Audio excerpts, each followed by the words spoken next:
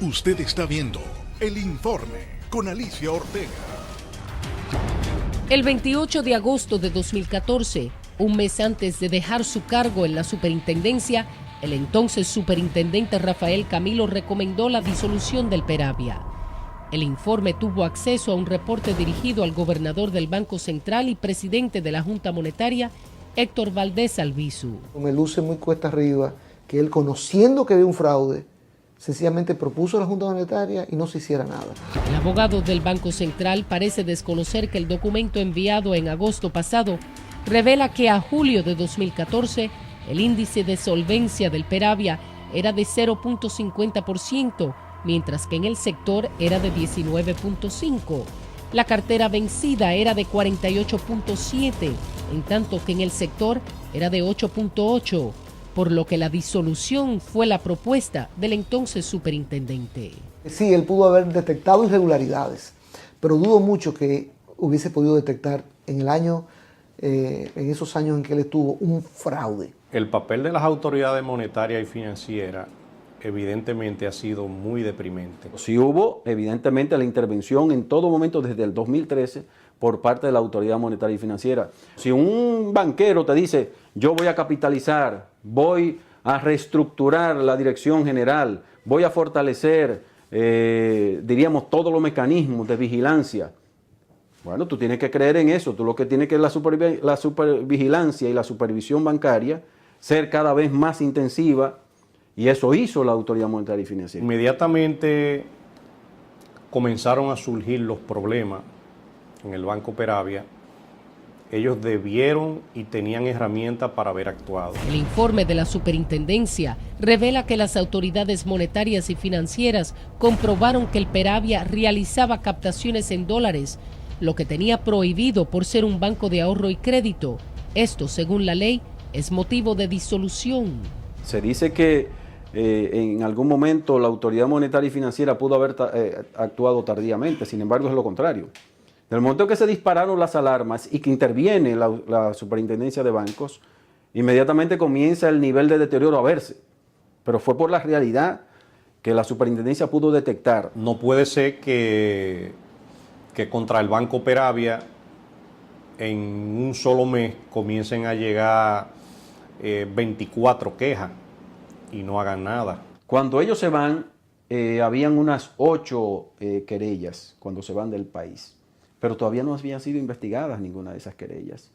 Es decir, no habían elementos suficientes para poder pedirle a un juez de la instrucción que ordenara medidas cautelares o medidas de coerción contra ellos. Esas querellas habían sido sometidas a principios de año, algunas hasta 9 meses antes de la fuga de los principales ejecutivos. No obstante, el abogado del Banco Central insiste en que las autoridades monetarias y financieras actuaron según indica la ley en estos casos. La Constitución establece un debido proceso, establece niveles de garantía, presunción de inocencia, y usted no puede salir inmediatamente con la primera información a buscar a una gente a detenerla.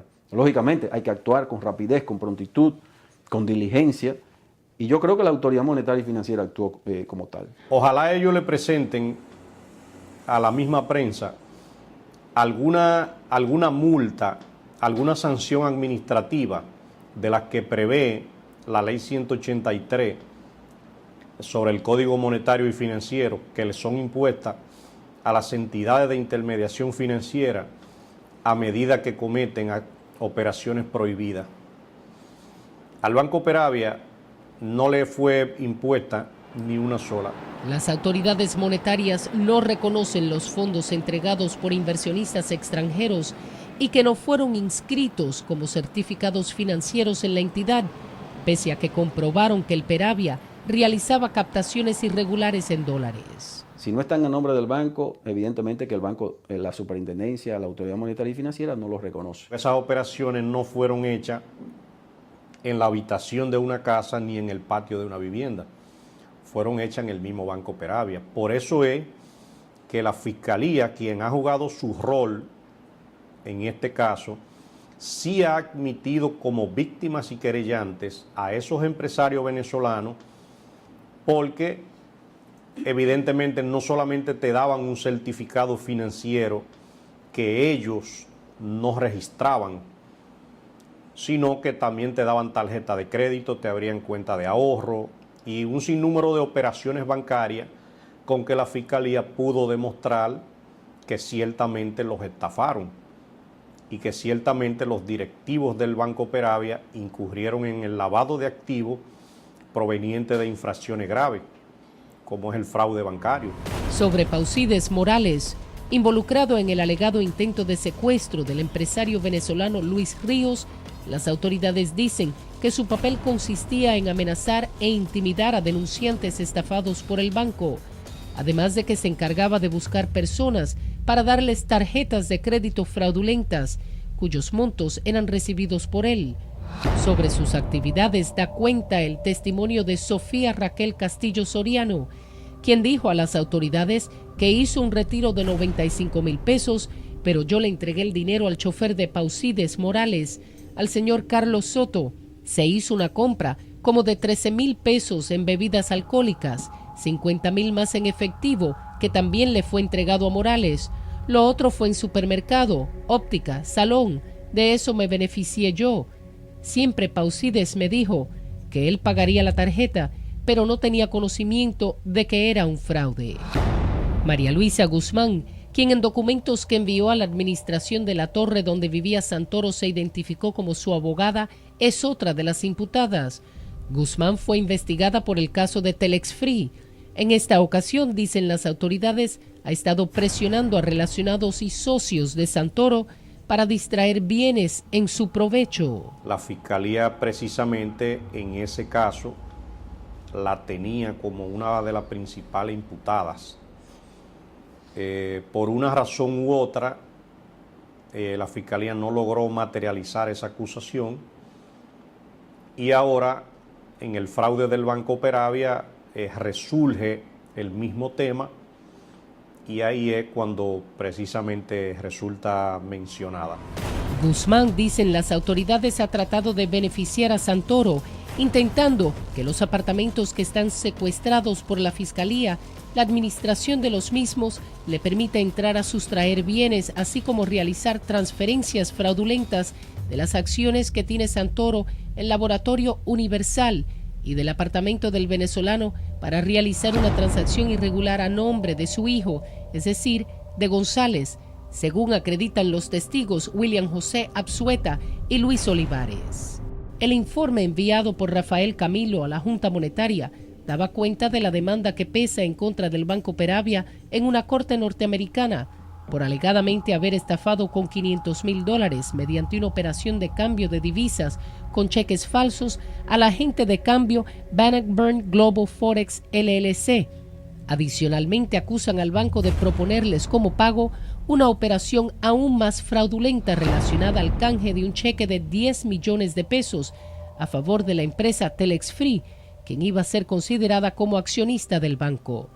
La superintendencia también pudo constatar la existencia de una comunicación donde se evidencia una intención de venta de acciones del Peravia a Carlos Wanzeler, principal ejecutivo de Telex Free. Las autoridades judiciales sí determinaron y comprobaron que el Banco Peravia fue el único banco que le dio acogida al fraude que se manejaba a través de Telefree. Inclusive fue el único banco que abría cuentas a todo cliente que quisiera depositar a través de Telefree, lo cual resultó ser un fraude colosal. Nelson y Rolando Cabral son dos hermanos que también figuran como imputados. Ellos tenían un rancho, un vacacional. Ese vacacional tiene una serie de títulos de propiedad. Ellos facilitaban esos títulos. Sobre ellos, las autoridades afirman que se hicieron expedir varios préstamos fraudulentos avalados con la misma garantía. El documento presentado por la Fiscalía afirma que en total se hizo la venta falsa de 39 inmuebles que se pagaron con recursos del banco a través de préstamos fraudulentos emitidos a favor de los Cabral. Tanto Nelson Cabral como Rolando Cabral, que eran propietarios de ese vacacional, facilitaban, entre otras propiedades, otros lo hacían también, pero básicamente ellos, pero facilitaban esas propiedades y la daban como garantía de un préstamo. Pero esos préstamos no eran para más que hacer figurar préstamos que finalmente no eran pagados, sino con recursos propios de los depositantes y ahorristas de la entidad. Hasta el momento, el único militar imputado en el caso es el coronel del ejército Florentino de Jesús Acosta. Este coronel era una especie de espaldero, ¿verdad?, de José Luis Santoro y Gabriel Jiménez Aray y de los directivos de esa entidad. Las autoridades le atribuyen que mientras laboraba en el DNI, acostumbraba a intimidar a los querellantes del banco, se quedó con bienes del Peravia, además tenía un préstamo fraudulento sin garantía. ¿Qué hacía este coronel Florentino de Jesús junto con su equipo?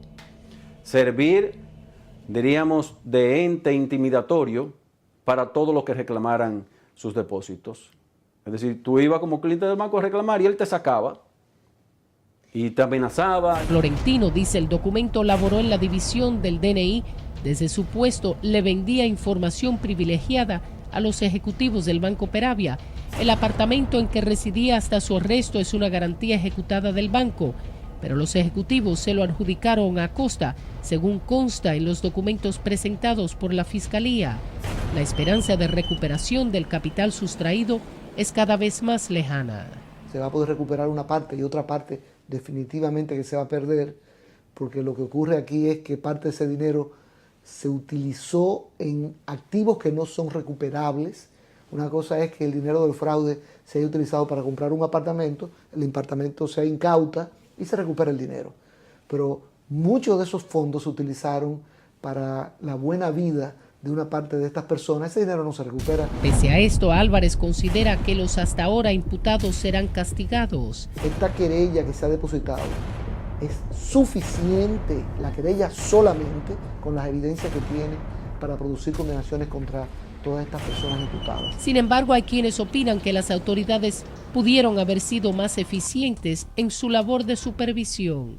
Las autoridades monetarias no podrán justificarle al país el desatino que cometieron en relación con el Banco Peravia.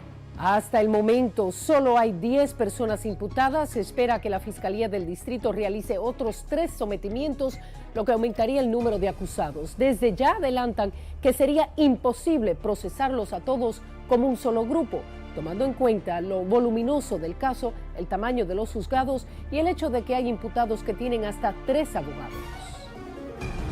Al regreso, una madre reclama justicia para su hijo de apenas 7 años, alegadamente violado por 2 hermanos en La Vega.